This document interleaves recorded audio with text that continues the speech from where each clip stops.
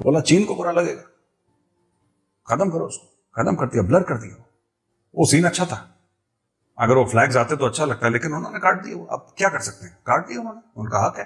अब जितने भी रेडिकल इस्लामिस्ट्स हैं, जितने भी कम्युनिस्ट हैं, ये हर समय आपको कॉन्स्टिट्यूशन का हवाला देंगे। मेरा कॉन्स्टिट्यूशनल हक है, हर समय ये आर्ग्यूमेंट यही है। टेलीविजन की डिबेट्स पे देखिए, आर्ग्यूमेंट यही है, हर चीज में कॉन्स्टिट्यूशन को बीच में लाएंगे। मेरा हक है। आप ओवैसी को देखिए, ओवैसी क्या बोलता है, अगर आप कुछ भी बोल दें, अगर आप कुछ करना चाहें जिसमें, और अगर वो उनके जो रेडिकलाइजेशन के फ्रेमवर्क में फिट नहीं आता, वो कहेंगे कि नहीं, इंडिया का कॉन्स्टिट्यूशन मुझे अलाउ करता। तो ये इंडिया के कॉन्स्टिट्यूशन का सहारा लेके, इंडिया की सेक्युलरिज्म का सहारा लेके यहां पे जहर फैला रहे हैं। और जो बच्चे हैं स्कूल के, कॉलेजेस के, वो वैसे ही उनका कोई एक्सपोजर तो है नहीं बाहर की दुनिया का, वो तो अंदर ही खुश हैं अपनी दुनिया में। उनको सबको ये लग रहा है कि मैं ही कार्ल मार्क्स हूं, है ना, अगला मैं ही कोई बहुत बड़ा कम्युनिस्ट थॉट लीडर हूं, चे गुवेरा हूं मैं। वो सब लोग हैं, तो दे आर डूइंग दैट। उनको ये नहीं पता कि ये आप कुछ भी हो, आप अपनी बीफ पार्टीज करिए जेएनयू में, आप करना है ना आपको बीफ पार्टी, आप करिए, आपका भी सर उतरेगा, क्योंकि आप वाजिबुल कत्ल हैं। आपका फायदा उठाया जा रहा है। जब तक आप काम में आएंगे, एक बार बताओ यार, नींबू से जूस निकालने के बाद कोई नींबू वापस फ्रिज में रखता है क्या? फेंक देते हैं ना। जिस दिन इनका जूस निकल गया तो डस्टबिन में फेंक देंगे।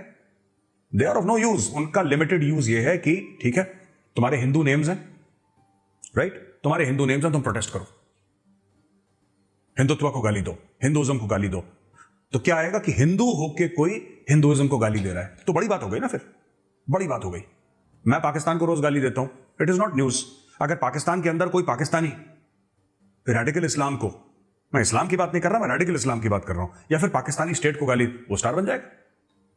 तो आपने यही करा है, आपने ये बड़े एक thought out, well thought out process है। ये पूरा जो सोची समझी साजिश के तहत बड़ा वेल प्लान्ड है, इसकी फंडिंग है, और इसमें यह करा जाता है कि साहब कि आप, जैसे वो लड़की बैंगलोर में कहीं पे पाकिस्तान जिंदाबाद के नारे लगाती हुई पकड़ी गई थी, मैं नाम भूल रहा हूं, इतनी सी लड़की बेचारी, छोटी सी थी वो, कॉलेज स्टूडेंट। तो जब उससे पूछा तो उसने बड़ी मासूमियत के साथ, उसको भी मासूमियत के साथ उसने बोला, कहती कि आपको लगता है मैं अकेले हूं? उस लड़की ने बोला कि आपको लगता है एम आई अलोन? कह रहे मेरे पीछे मेरे टीचर्स हैं, हजारों स्टूडेंट यूनियंस हैं, इसमें कई लोग शामिल हैं, हमारी फंडिंग है। उसने खोल दिया वो सबके सामने, और वही चीज मैं बोल रहा हूं।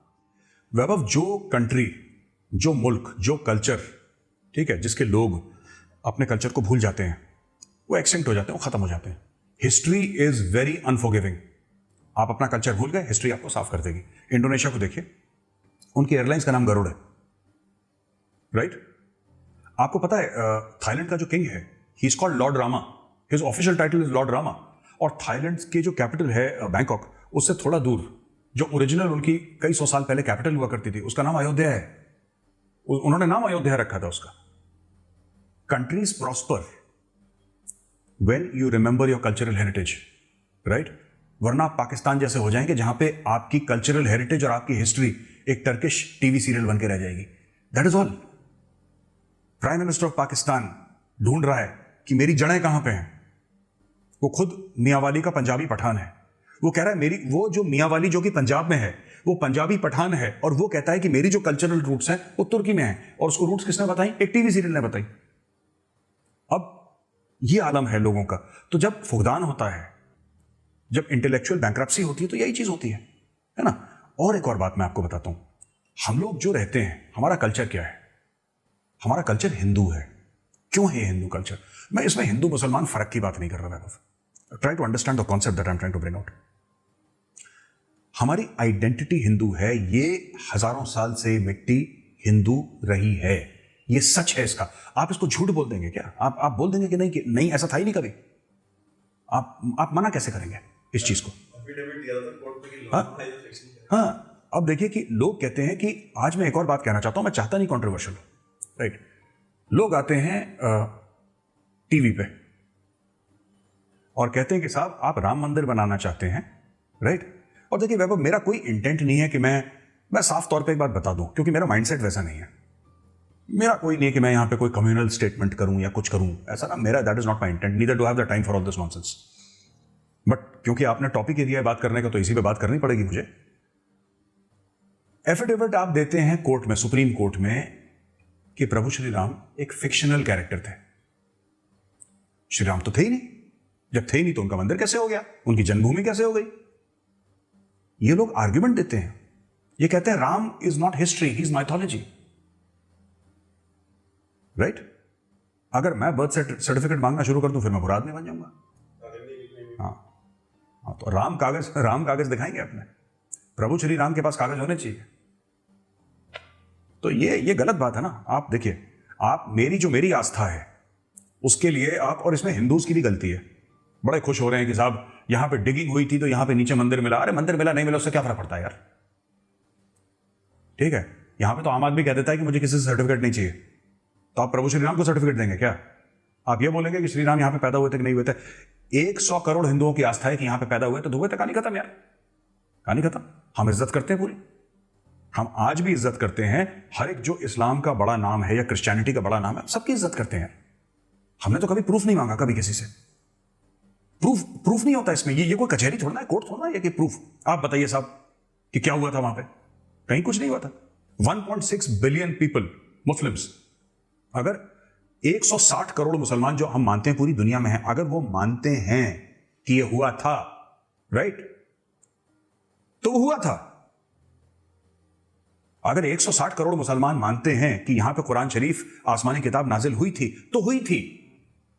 किसी को हक नहीं है इसकी प्रूफ मांगने का कि मुसलमानों तुम सबूत दो। क्यों सबूत दो भाई? उनके दिल में आस्था है, उनके मन की बात है, उनकी मजबूती है, मानते हैं, बहुत अच्छी बात है यार। इसी तरीके से मैं मानता हूं मेरी मजबूती है। आप मुझसे कहते हैं कि वहां पे क्या सबूत है? कौन सा देश ऐसा है यार कि जहां पे आप ये बोलते हैं कि किसी और अपने धार्मिक फिगर की आप प्रूफ दीजिए? कोई मुल्क है? वी से जीसस ऑफ नाजरेथ, पूरी इज्जत के साथ बात करते हैं। क्या प्रूफ है यार? अगर मैं कल बोलूं कि प्रूफ मांगो, कैन यू से देयर इज प्रूफ? और इफ वी से अबाउट हजरत मोहम्मद साहब, क्या प्रूफ? देखिए ये होता है ना कि आज की तारीख में प्रूफ किसको मानते हैं? वीडियो को मानते हैं। उस जमाने में तो वीडियो था नहीं। जब प्रभु श्री राम भी पैदा हुए थे, हम हजरत मोहम्मद की बात कर रहे हैं, हम श्री राम की बात कर रहे हैं, या हम जीसस की, उनके टाइम पे तो वीडियो था नहीं, राइट? उनके टाइम पे तो कोई फोटोग्राफ थी नहीं, उनके टाइम पे तो कोई म्यूनिसिपैलिटी का बर्थ रिकॉर्ड था नहीं, उनके टाइम पे तो कुछ नहीं था। फिर कैसी प्रूफ चाह रहे हैं आप? क्या हो गया? ये तो आस्था की बातें हैं, ये तो विश्वास की बातें हैं, ये तो दिल की बातें हैं। अगर मोहम्मद साहब मक्का में थे तो थे, इसमें किसी को 1% भी शक नहीं होना चाहिए। अगर जीसस नाज़रेथ में पैदा हुए तो हुए थे, इसमें कोई शक शुबा का गुंजाइश है ही नहीं। इसीलिए मैं कहता हूं कि जब प्रभु श्री राम अयोध्या में पैदा हुए तो थे, इसमें शक शुबा की कोई गुंजाइश है ही नहीं। तो ये कौन लोग हैं जो कह रहे हैं कि साहब हमें प्रूफ चाहिए और ये एफिडेविट? ये कौन एफिडेविट है? हमने तो कभी किसी से एफिडेविट नहीं मांगा। हम तो सबकी बराबर की इज्जत करते हैं, हम कभी नाम लेके भी नहीं बोलते। हर समय it is always Jesus Christ, Muhammad साहब, हम इज्जत करते हैं। तो प्रभु श्री राम बोलने में क्या दिक्कत है? वो टीवी पे कहता था राम गया था वहां पे, तो मैंने डिबेट के बाद, उसको मैं डिबेट में था नहीं, मेरी डिबेट अगली थी, तो राम गया था, राम ने ऐसा करा था। मैंने बोला साहब ऐसी बातें मत करिए, ठीक है? कह रहा नहीं मेरा मतलब नहीं था। मैंने बोला आपका मतलब जो था, मतलब सब समझता हूं आपका, आप ऐसी बातें मत करिए, ठीक है? और जैसे कि मैंने बोला भी था पहले, वैभव, इस एटीट्यूड ने ना, इस पर्टिकुलर खराब एटीट्यूड ने वैभव, जो राइट विंग हिंदू ऑर्गेनाइजेशंस थी, हमने इसके बारे में डिस्कस भी करा था, राइट विंग हिंदू ऑर्गेनाइजेशंस जो थी, जैसे बजरंग दल वगैरह, ये मेन स्ट्रीम हो गए। ये मेन स्ट्रीम क्यों हुए? और ये सच बात है। आप, मैं चाहता हूं लोग जाके चेक करें, थोड़ा इंटरनेट पे अपनी रिसर्च करें, ये ऑर्गेनाइजेशन मेन स्ट्रीम क्यों हुई। ये इसलिए मेन स्ट्रीम हुई क्योंकि आपने हिंदू को इतना धक्का दिया, इतना धक्का दिया, इतनी उसकी बेइज्जती करी कि ऑर्गेनाइजेशन मेन स्ट्रीम हो गई। आज, एक जमाने में लोग कहते थे अरे यार बजरंग दल वाले हम इनसे बात नहीं कर रही, ठीक है? आज की तारीख में कोई उनको बुरा नहीं कहता, सब अच्छा कहते हैं। क्यों कहते हैं अच्छा? वो ठीक है, सोशल सर्विस करते हैं, लोगों की मदद करते हैं, मैं मना नहीं कर रहा, लेकिन क्यों मेन स्ट्रीम हुए? क्योंकि आपने हिंदू को धक्का इतना दिया, आपने लगातार और लगातार हिंदू को उसी के मुल्क में इतना जलील करा कि उसकी मजबूरी बन गई खड़ा होना। वरना हिंदू तो 1000 साल से सो रहा था और 1000 साल सोता रहता। तुमने सोते आदमी को जगाया, फिर तुमने उसको जलील करा, फिर तुमने उसको उल्टी सीधी बातें बोली, तुमने सबूत मांगे उससे, तो वो भी अपना मुंह हाथ धो के, नहा धो के, कपड़े बदले, उसने वो भी तैयार हो गया। अब क्या हुआ? इससे क्या मिला तुम्हें? तो these things should not be done. Vaibhav, ये जो रेडिकल इस्लामिस्ट्स हैं, इनके खिलाफ खड़ा होना पड़ेगा आम मुसलमान को। ये और किसी के बस का नहीं है। एक आम मुसलमान के खिलाफ खड़ा हो और उनको बोले रेडिकल इस्लामिस्ट कि जो तुम कर रहे हो वो कुरान की रोशनी में गलत है, and we will never support you. Safoora Zargar के खिलाफ क्यों नहीं आवाजें उठी? शर्जील इमाम के खिलाफ क्यों नहीं आवाजें उठी? मैं ये जानना चाहता हूं। क्यों लोगों ने बोला कि तुम मेरा देश तोड़ने की बात कर रहे हो, तुम गलत हो? क्यों टीवी स्टूडियोज में हमें जो मुस्लिम वक्ता हैं, जो स्पोक्स पर्सन हैं मुस्लिम बॉडीज के, वो कहते हैं कि ठीक है शर्जील इमाम ने गलत कहा, लेकिन ये लेकिन नहीं होता मुल्कों के मामले में। अगर वो गलत है तो गलत है, अगर सही है तो सही है, आप साफ बोलें, ये वाटर्स को मड़ी मत करें। तो एक बहुत मशहूर शेर है कि दुनिया में कतील उससे मुनाफिक नहीं कोई, जो जुल्म तो सहता है बगावत नहीं करता। तो ये जो इनके खिलाफ नहीं खड़े हो रहे वो मुनाफिक हैं। फिर आप ये कहेंगे कि साहब इस्लाम जो है वो ये सब चीजों की इजाजत नहीं चाहता और ये लोग हम में से नहीं है। देखिए सुनिए, मुझ जैसा नॉन मुस्लिम, मैंने तो इस्लाम के बारे में कुछ नहीं पढ़ा, मैंने उसके बारे में कुछ नहीं पढ़ा, मुझे नहीं पता इस्लाम के बारे में। मैं तो सिर्फ ये कहना चाहता हूं कि मैं ये देखूंगा कि शर्जील इमाम क्या कर रहा है और किसके नाम पे कर रहा है। अगर शर्जील इमाम इस्लाम के नाम पे कर रहा है कुछ चीज और वो गलत काम है, तो मुझे तो यही समझ में आएगा एज अ नॉन मुस्लिम, चाहे मेरा समझना गलत है और मैं कबूल कर रहा हूं कि मेरा समझना गलत है, लेकिन मेरे दिमाग में तो यही है कि हाँ, अगर इस्लाम के नाम पे कर रहा है कोई चीज तो वही चीज सही होगी। तो ये आम मुसलमानों से मैं रिक्वेस्ट करूंगा, मेरी उनसे अपील है, उनसे विनती है कि आप इनके खिलाफ खड़े हुए। ये आपका नाम खराब कर रहे हैं, आपके मजहब का नाम खराब कर रहे हैं, और इससे और किसी चीज का देखिए, इससे सबसे ज्यादा भला आपका होगा। क्योंकि जो आप बात कर रहे हैं, लोग किताबों में क्या लिखा है लोग वो नहीं समझते, लोग वो देखते हैं जो जमीन पे हो रहा है। और इसलिए बहुत जरूरी है कि जो आम मुसलमान है अब वो खड़ा हो जाए, अब वो छोड़े ये सब चीजें और खड़ा हो जाए। क्योंकि देखिए, ये मुल्क 100 करोड़ लोगों का नहीं है, ये मुल्क 130 करोड़ लोगों का है, और ये झंडा सबका है, ये पूरा निजाम सबका है, और ऊपर नीचे होता रहता है, हर एक मुल्क में होता है। ऐसी बात नहीं कि हमारा मुल्क कोई परफेक्ट है, ऐसा नहीं है। लेकिन ये मुल्क हिंदू का भी है, मुसलमान का भी। मैं चाहूंगा कि जो रेडिकल इस्लामिस्ट लीडर्स हैं उसके खिलाफ आम मुसलमान खड़ा हो जाए, अपनी आवाज उठाए और ये बोले कि तुम जैसे लोगों के लिए मेरे मुल्क में जगह नहीं है, जाओ यहां से बाहर।